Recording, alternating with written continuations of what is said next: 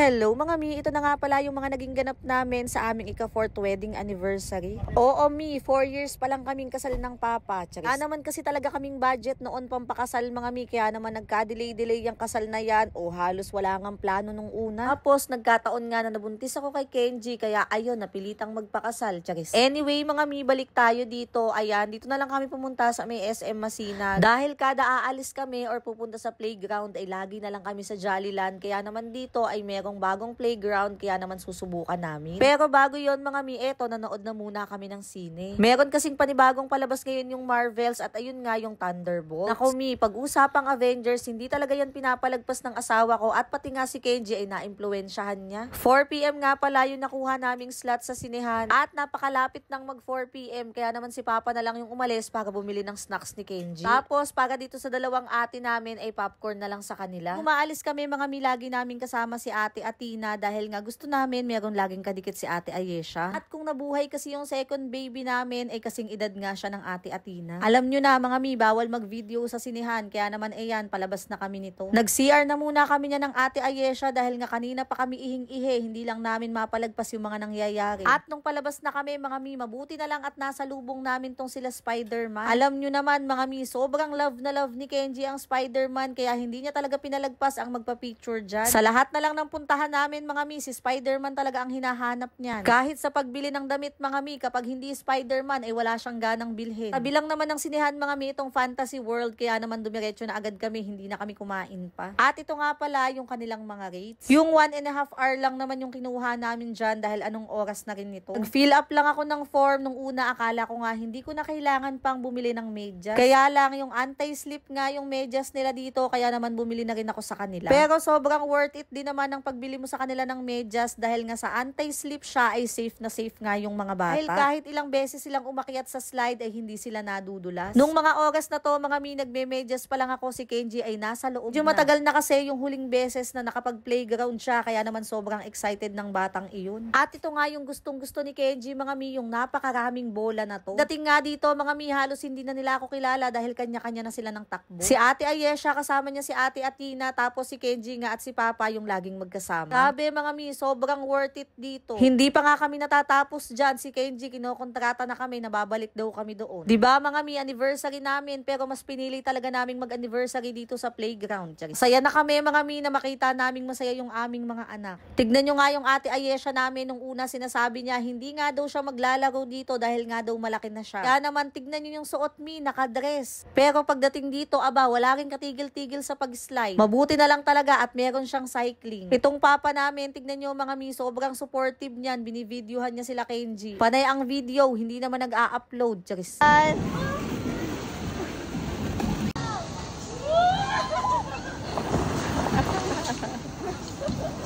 Meron pang mga areas dito, mga mina, kung saan merong iba't ibang activity. Ayan na lang nito na talagang nagustuhan ni Kenji, na sayang lang talaga dahil nawala ang mga luto-lutuan niya. At ito ang pinaka nagustuhan ng anak ko mga mi, ang mga dinosaur. Alam nyo naman yan mga mi, basta dinosaur, hindi magpapahuli tong batang to. Charis. Laro din si Kenji dito mga mi sa may market nila, napaisip tuloy ako kung dapat ko bang buuin ulit yung kanyang luto-lutuan. Ako mga mi, nung oras na nalalabas kami ay ayaw ngang umuwi ni Kenji. Mabuti na lang talaga mga mi at pakiusapan namin siya. Ito, paglabas namin mga mi at nakita niya pa nga tong si Deadpool. At dahil Sunday to mga mi, napakaraming tao, kaya naman hindi na namin nagawang kumain. Plano namin sanang mag-dine-in doon sa bagong mang inasal na bukas sa Nangka, kaya lang sobrang dami ding tao. Buti na lang talaga at kapag drive-thru ay mabilis lang yung serving. Alang mga mi, inabot pa rin kami ng traffic, kaya gutom na kami nito, kaya habang nasa biyahe mga mi ay kumain na kami. Ito mga mi, nung kumain si Papa, nandyan kami niyan sa may Jollibee. Dahil si Kenji ang gusto niya nga daw ay spaghetti. Grabe tong anniversary na to mga mi, unforgettable talaga. Charis. O siya mga mi, hanggang dito na lang. Thank you, thank you.